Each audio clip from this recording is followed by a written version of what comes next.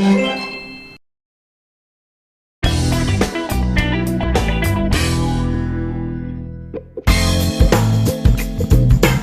the last course, we learned how to create a story for a comic. In this course, we'll learn how to bring characters, settings, and story alive on paper. Check out the last course if you haven't. If you already have a story in mind, you can start with this course. Check out the materials video too. With our story now in place, it's time we finally break out our pencils and start establishing a look for our story.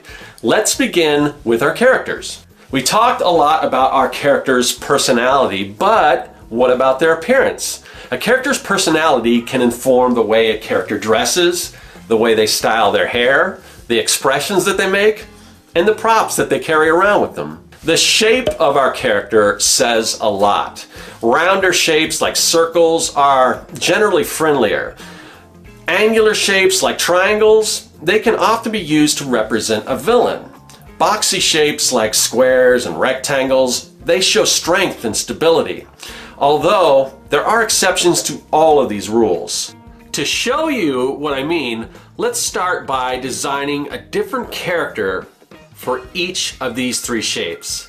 We'll begin drawing our main character, Interstella, using round shapes like circles and ovals. I'll start with one big circle for her head, smaller circles for her eyes, and a half circle for her smile. Interstella has this fun, quirky personality, so I want to give her a hairstyle to match that personality. How about 2 puffs of hair on the top of her head? That's kind of cute. For her body, arms, and legs, I'm going to use oval shapes. It's coming together nicely, but we need to give her some clothes. She's in outer space, so let's give her a spacesuit. And since she's a cook, let's also give her an apron. And to add that final touch, we'll add a little antenna to the top of her helmet with a little circular ball on top. You see how circles can make your characters so much friendlier? For our next character, let's draw one of our good aliens using squares and rectangles. We'll draw a big rectangle for the body, another rectangle shape for the mouth, and also for the arms. Now, you don't have to use all one shape when designing a character. Most eyes are typically round, so let's draw 3 circles for eyes. Remember, these aliens are hungry, and we don't know in the beginning of the story if they're good or bad. So let's give them some teeth, but we don't want to make them too sharp. We'll save that for our villain. We're going to draw some rectangular teeth. Looks pretty good, but I think we can soften it up a bit. Now that we have one of our aliens, the others will be similar, but we can add slight variations to make them unique.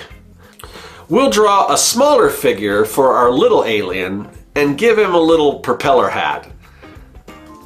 I think we need to give our race of aliens a name. How about we call them Blorgs?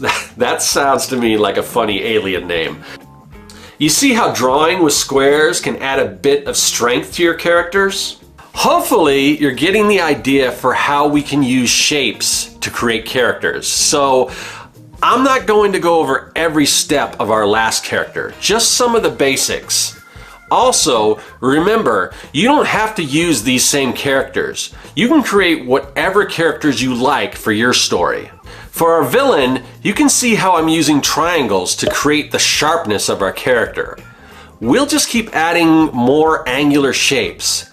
Teeth and claws are also made of triangles. The wings can be broken down into triangles as well. We can even add a triangle to the tip of his tail. You know what? This character also needs a name. Sometimes the shape of our character can inform the name we give them. Let's think of some letters that look or sound sharp, like a Z or a K. I know, Let's use some of those letters in the name of our character. We'll call this villain the Zorlak. Okay, we have designed 3 very different characters using 3 entirely different shapes. You can experiment by drawing your own characters using whatever shapes you want. The important thing to remember is to just have fun with it.